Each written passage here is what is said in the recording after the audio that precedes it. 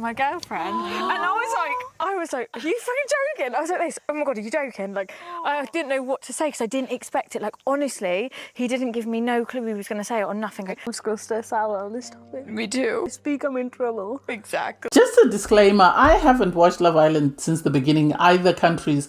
I only caught up with it when someone recommended and kept telling me to watch it.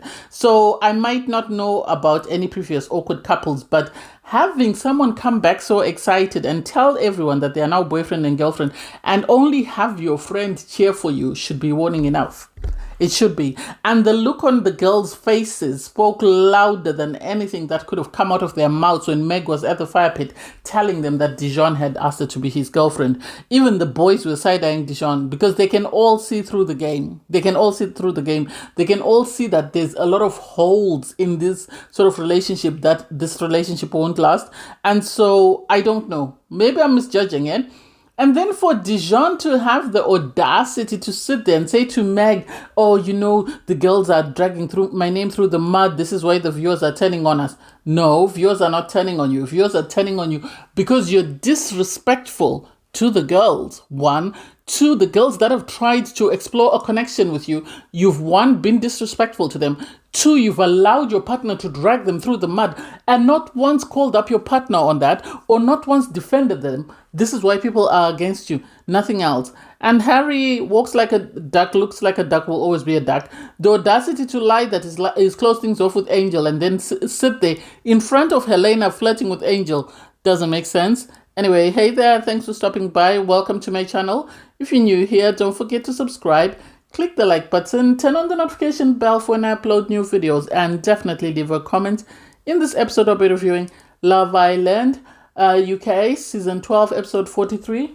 Just a side note, I remember when Dijon was very disrespectful to Billykiss, we had his brother on TikTok saying that black women are upset with Dijon for, you know, going after a white woman instead of a black woman, and we wanted him with a black woman, and yet people were upset because he was disrespectful. So the idea that he disrespected Yaz and still didn't pull her for a conversation and actually got himself ready for bed is shocking. Yaz and Jamie go to the day beds, and Yaz is saying, you know, she really doesn't like Dijon and Meg because they have the sense of entitlement. And I've noticed it, that they think they are the best couple in the villa. They think they know better since they've been together since day one. And it's like, that doesn't mean anything at all. That doesn't mean anything. The two of you could just be coasting and just waiting for, you know, the show to end and win the 50K. That's it. It doesn't mean that you're a settled couple.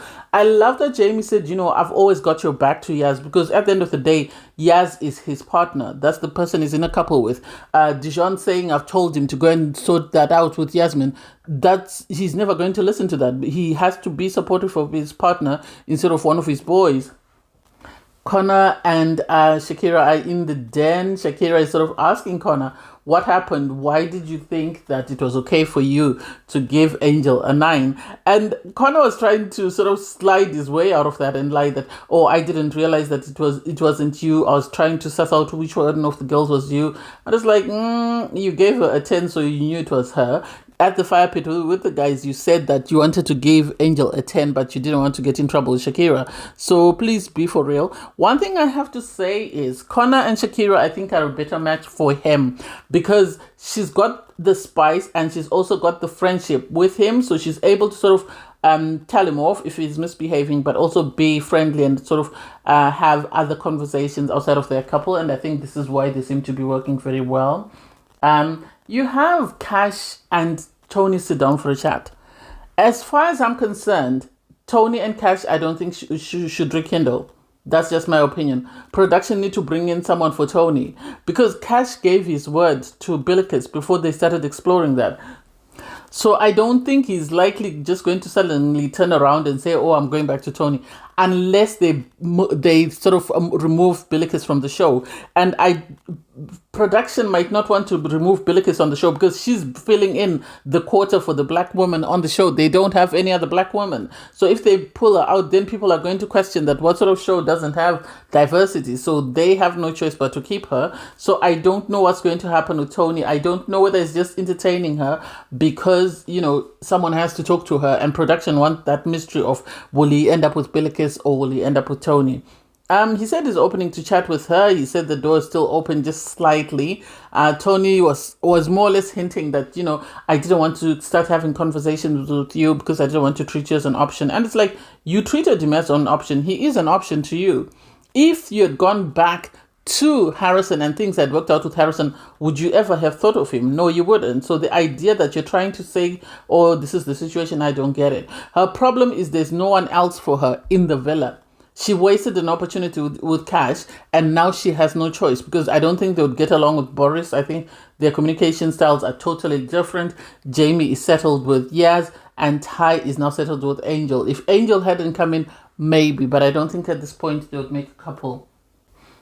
You have Ty and Angel having a conversation at the fire pit. They're sort of discussing the kisses, and Ty is saying, you were not my best kisser. They were just teasing each other. And it's like, we're constantly seeing these people, but sadly, their communication or their conversations don't make any sense. And I don't get why we keep seeing them, unless it's just to see pretty faces to meet a certain demographic. Otherwise, them being on screen doesn't make any sense.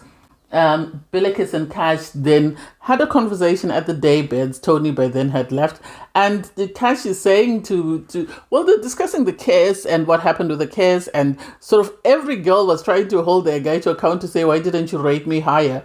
And with Cash and Billykiss, they haven't kissed outside a challenge, and Cash was sort of saying to Billykiss, well, we haven't kissed outside a challenge. Well, there was this misunderstanding. We're not saying we've kissed in challenges. That one was saying, no, we haven't. So because they haven't kissed prior to this challenge, they didn't know who they were kissing. I think he just went for the smell or for what he felt was familiar. So Billykiss was sort of questioning why he gave her a lower score. And it's like, it is what it is. What can you do? Then he was trying to solicit a kiss, and I'm happy Billykiss pulled him to the terrace, because doing it on the daybeds after he's just had a conversation with Tony didn't make sense. So the fact that they went to the terrace, they actually made a trip of it, because he said, we're not kissing here, we can go to the terrace. And then they went to the terrace, they shared the kiss. I thought it was cute. I think they actually make a cute couple.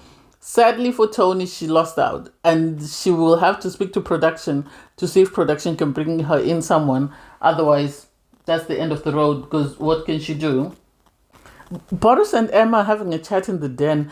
It was still about the case. Everyone was asking about the case and wanting to know what's happened with the case. So I think, I don't know. Boris was saying I'm an honest person, and so this is why he gave his honest opinions about the cases, to say that Angel was the best case, and you had her in her feelings because she said, we've kissed already. Yeah, they've done a lot more. They've been in the hideaway. So I would understand why she's miffed. The islanders get ready for the night, and Cash had already said this to Billykiss, that you refusing to kiss on the daybeds and say let's go up to the terrace, everybody's going to know that we kissed, because at the end of the day, there's only one reason why people go to the terrace, and that's to kiss. So the guys were asking Cash, what's going on with you and Tony? And he said he's still open to having conversation with her. And then he was asked, what about Billykiss? We saw you take her to the terrace. He was and eyeing. He's very protective. That's one thing I can say about Cash. He's very protective of the girls.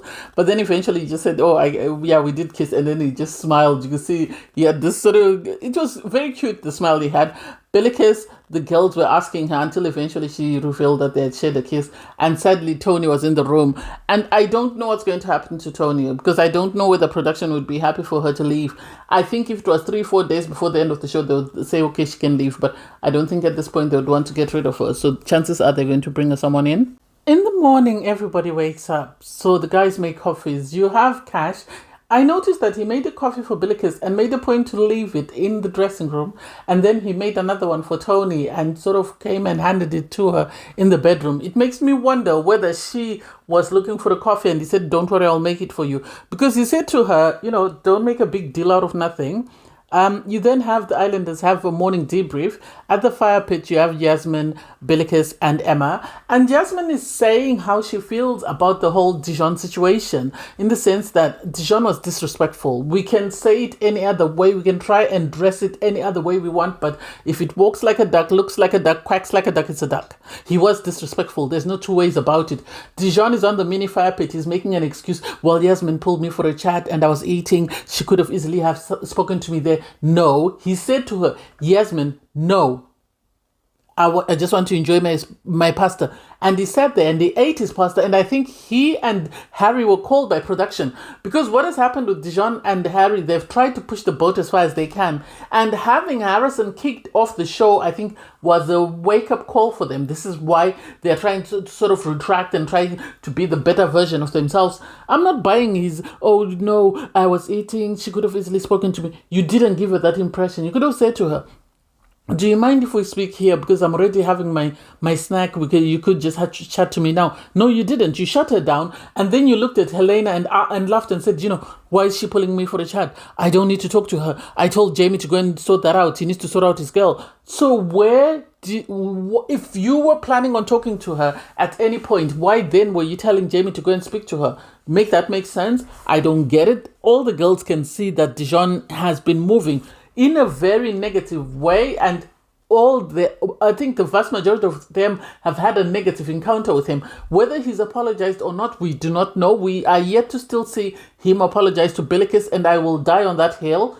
Anyway, you have Harry saying he's going to shut things down with Angel because he feels that she can never compare to Helena. Helena is his number one. No, because he knows the optics won't look great. And I bet you these three boys were sat down. But because Harrison was the worst, he was the one that was kicked off. The other two were given a chance to sort of redeem themselves. Because the production knew if they pulled all three boys out, then there would be nothing of the show left. That's the impression that I get. Helena is saying, she's worried about the fact that Harry keeps pulling or being pulled for chats, and he doesn't seem to be doing anything to sort of solidify their connection. What do you think, Sherlock Holmes? You put up with that nonsense, and he's going to continue to drag you through the mud until you're good and ready to set boundaries. All the boundaries you're talking about is not respecting them, so it's pointless setting whatever boundaries you're setting. Harry then pulls Angel for a chat. He tells her that, he's decided to shut things down because he wants to focus on Helena. And he said, had you come in week 3, then my head would have been likely to turn. This is what I think. If they leave the villa and they go into the real world, Harry's going to say things didn't work out with Helena. And if Angel is still open, Harry's open to that. Angel hasn't given me any sort of inkling to say she's really seriously interested in Harry. Production must have told her to explore things with Harry because they don't want it to seem as though she came in and she set her eyes on Ty, and that's it. So this is why she was having that sort of exploration with Harry that didn't make sense, because it was a waste of time as far as I'm concerned. Tony and Cash then went to the fire pit and they were having this flirty conversation. I don't know about that. The way they were sitting, you could see that, they were sitting next to one another, but there's still a level of respect. I personally don't know whether this man, I think he likes the idea of Tony. I think he likes to flirt with Tony, but the embarrassment of what Tony did to him is the thing that he's going to struggle to sort of turn his head on. The fact that he promised Billykiss that he wasn't going to turn his head, I think is the thing that's going to hold him where he is too. Because they spoke about the case and he was just smiling, and he said, you know what happens when you go to the terrace. He didn't say there wasn't a spark or there was a spark with the case, which I like because he didn't criticize that case. On her part, Tony sort of recognized that this is a caring man, this is an emotionally mature man. And sadly, she lost that by pursuing a 22-year-old, the same person she was criticizing Helena for trying to pursue. They did share a little cutesy handshake. And sadly for Tony, she brought someone back to the villa only for him to explode somebody else because she didn't have her head screwed on right. She was busy turning left, right, and center. Helena then sat down on the daybeds and she had a conversation with Harry, because when Harry was ending things, you had Meg and Helena in earshot and they were listening in. So Meg was sort of encouraging Helena that this is good news. No, it's not. For them to sit down and for him to say, I don't want to explore anything with anyone else and whatever. What else is there? They joked about being exclusive.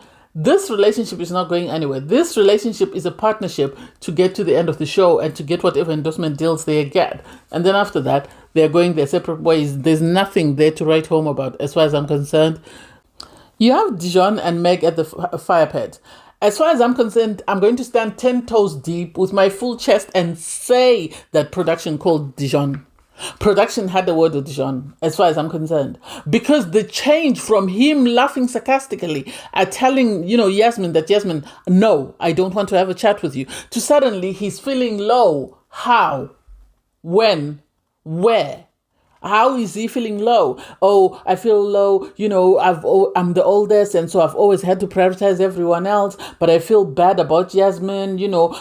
And it's like, how do you feel bad about Yasmin? If you felt bad about Yasmin, if you were open to a conversation, you should have had a conversation with her the night before. You slept on it, realized that, oh my God, I screwed the push because people are going to see this. This is why we're at the, top of people's rankings for all the negative stuff. For him to say, the girls are always dragging my name and bashing my name. This is why viewers have this negative. No, you are dragging your name through the mud by your actions. People are judging your actions. Had you gone in, you've got Connor. Connor's being a menace in the corner there quietly, and no one is saying anything because he's not dragging the girls through the mud. He's not being disrespectful to anybody, but he's jumping hopscotch from each girl to the next. And no one is saying anything because he is nice to the girls and then he does whatever nonsense he does in private. So I don't get why you're sort of blaming the girls for your bad behavior. For Meg to say the girls are jealous of what? Of what? Who wants what you have? No one. Who wants what you have? No one. Let's be for real. Nobody wants the type of relationship you and Dijon have. If you think that's something to flex about, good for you. Personally, I didn't quite understand the conversation between Boris and Ty. It makes it seem like production said to Harry, okay, we don't want you to continue exploring Angel because the viewers are already complaining about Harrison and you have had prior complaints. So let's tag in somebody else. That way, we still have love triangles, but you are out of the equation. Because suddenly you have Boris having a conversation with Ty and telling Ty that he wants to have a chat with Angel. And it's like, since when? When did this come into place? Because we've never had any sort of inkling that this man was interested in Angel, unless production are looking for someone who they think is less controversial, because Harry is very divisive, because people have different opinions about him and the way he's treated Helena and some of the girls in the villa. So it makes me feel like production is the one that sort of engineered that and sort of tagged out Harry for Boris, because otherwise it doesn't make any sense. Even Angel looked shocked when he pulled her for a chat. Dijon was then sitting in the kitchen with Meg, and he's sort of talking to Meg and sort of trying to imply that he feels very bad about the things that he said to, or the way that he spoke to Yasmin the night before. He wants to pull her for a chat. He's always been stubborn, but one of the things he's been working on is his stubbornness. And it's like side-eye. That's not stubbornness. That's disrespectful. The way you spoke to her wasn't about you being stubborn. That was about you being disrespectful and wanting to put her in her place. She didn't say anything negative to you outside of, please, could I pull you for a chat? So I'm not buying that. He then goes and he pulls, Yasmin for a chat. They go to the fire pit. And I'm happy that Yasmin actually put him in his place and told him the truth, because everybody else on the daybeds was questioning, why is it, he's pulling Yasmin for a chat? And somebody said, oh, it's about the game yesterday.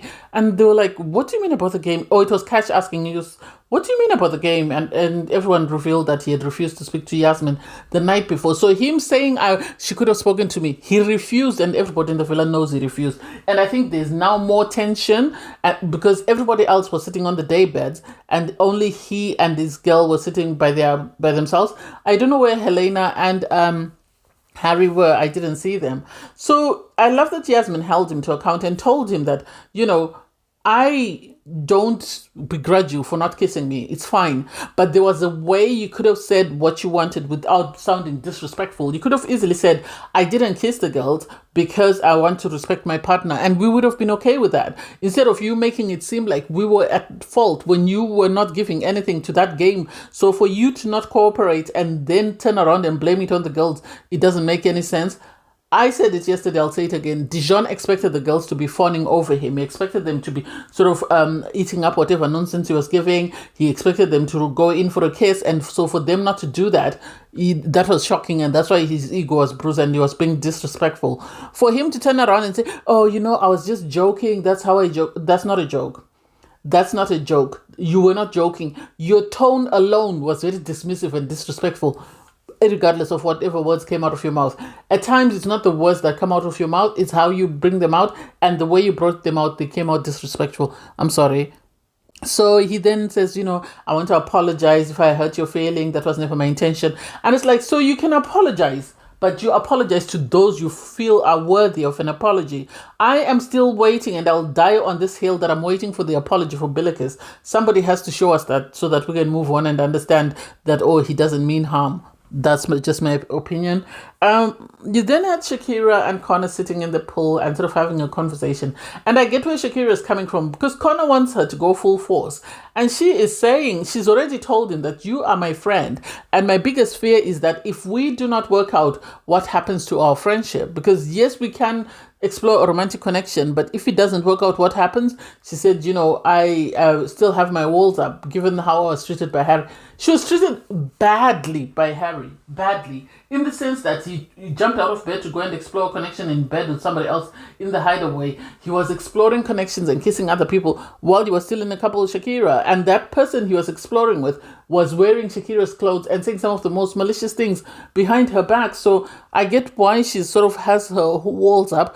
Connor is saying, he's 200% in. Well, do the work and her walls will come down. That's it. Nothing else. Do the work and her walls will come down. You can't just expect them to come down on their own. Boris and Angel flirting. Yeah, it seemed a bit orcs. She seemed like she was going through the motion. I think production have insisted that she goes through this, but it didn't seem very genuine. It didn't seem, it seemed more forced. So I don't know how long that will last. Meg and Dijon were still in the kitchen. That's when Meg, received a message. Meg, it's time for you and Dijon to capture some memories on a romantic sunset date. Please get ready to leave the villa. Hashtag Team Pixel. Hashtag golden hour. And it's like, oh, okay. I don't know. They got a better date than Yaz and Jamie. Yaz and Jamie, they just took them to the beach. Someone just plonked them there and just put, a little cloth on the floor. That was it. So surprisingly, they went to a winery like Tony did with Harrison. So it makes me question, did they send them there because they've got the strongest connection, or did they send them there because they know of the backlash that is coming and they're trying to give him a redemption arc? And so this is what they're doing. I didn't quite get it. They had a romantic date. It looked cute. It looked nice. They spoke about, I can't wait for you to meet my family. And it's like, there's going to be a lot of questions asked by both families. Your families might be cordial, yes, but there's going to be questions, because we all know that on TikTok, Dijon's sister was not feeling Meg. So I don't know how that's going to come about, because she's taken down the video, but still people will have made copies. So it's going to be a bit of an awkward situation for her to have conversations with Meg, especially seeing as though she was championing for Billykiss. So I can't wait to see what happens with that hot mess. Dijon asked her to be his girlfriend. Am I surprised? No. Dijon has got a master plan that he came into the villa with, so I'm not surprised that he's asked her to be his girlfriend. It's now a matter of her sort of deciding whether she's willing to go along with that. They've spoken about moving in together. If that works out for them, they might surprise us. Will and Uma are now engaged, so they might surprise us. Maybe we haven't properly seen their journey. So the islanders get ready for the night. Obviously, Dijon and Meg are still not back. You have Billykiss saying she's enjoying exploring the romantic side of their relationship. Then Tony calls out that she's still single, and it's like, it is what it is. There's questions about Ty and the fact that Ty is a great guy. He is a great guy, and hopefully Angel is his girl. I hope Angel doesn't do anything messy. Sadly for her, she's been recruited to the clique, or she's the only one who's sort of accepting of the clique. I don't know how well that will come across for her clients, because she's a business owner. She said she was a business owner, so she might need to review the people that she mixes with. You have, the islanders pick up their drinks and then go out for chats. You have Harry sitting with Helena and Angel. And my question is, who told Harry to close things off with Angel? Whoever told Harry to shut things down with Angel needs to be fired, seriously. Because Harry is sitting there and embarrassing Helena again, because he's flirting with Angel right in front of Helena. He's asking her, are you also not wearing knickers? Whether Helena told him she wasn't wearing knickers and he felt it was appropriate to ask Helena, I don't get it. Because there was no need for all the flirting if you shut things down. So his mouth has shut things down, but he hasn't shut things down. That's the impression that I get. His mouth has shut things down by telling her we've closed things off because production have told him to, but he's still going to continue to flirt. And I'm surprised that Helena was just sitting there just smirking and smiling. And it's like, why are you smiling? This is not funny. This is not funny. You need to call him out in front of people and tell him that this is unacceptable. You're disrespecting me. How much more disrespect can you take from this man before you think it's time to shut things off? Because I don't understand how you can continue to talk to him. Anyway, they spoke about Ty and the fact that, Ty is a great guy. There was concerns about the fact that he's totally different to Harry, which he is. He seems more respectful, more loyal, and sort of more open to sort of continuing to explore his connection with his partner. So I don't know what Harry was thinking there. You then had Tony and Cash go to the day bed, and they were just speaking about their hobbies. It's more flirting. I feel like production want at least love triangles. That way, when the votes come in, people will be sort of wondering, oh, let's keep this person because we want them in this angle. Or let's keep this person because they might be in this relationship. That's the impression that I get. I don't think they want to lose someone like Tony because she's quite a big character on the show. And I also don't think they want to lose someone like Harry, but Harry has got a lot of backlash. This is why they're sort of constantly shifting them around and asking them to explore connections. You shouldn't be exploring a connection in week 5, week 6, when you've been in a couple with your partner for 4 or 5 weeks. That is, it's ludicrous. It really is. While everyone is sitting down, you have Meg and Dijon come back. They're excited. Meg immediately calls across the courtyard, that we're now boyfriend and girlfriend. And only Harry and Helena were excited. Everybody else, not really impressed. The boys sat down with the boys, the girls sat down with the girls. You had Dijon telling the guys that, I liked, her eyes, the way they looked, and the sunset and whatever. So I just asked her to be my girlfriend. Meg on her part is telling the girls are not impressed. The girls are really not impressed and they're not buying it. So they just smirked and smiled and just kept it stepping. And I don't know how much longer they can continue in this relationship because it's not working. For Meg to continue to tie herself down to this man, maybe she's in for whatever act they're putting on, but it doesn't make sense. You have Shakira and Tony. Shakira and Tony had the conversation that the rest of the UK had, in the sense that everyone was just looking at each other and thinking, what the hell are we watching? What the hell are we watching? I'm happy that they didn't make any comments because they knew that there might be, an award ceremony and their comments might come up. But without them saying anything, you could understand that this is a train wreck. Yes, they are happy for Meghan, but then how are you happy for Meghan when she's being played by someone? And you can see for a fact that this man is playing her. I don't quite get it. I don't know whether the girls were just saying it and just going through the motion or whether they really felt happy for Meghan.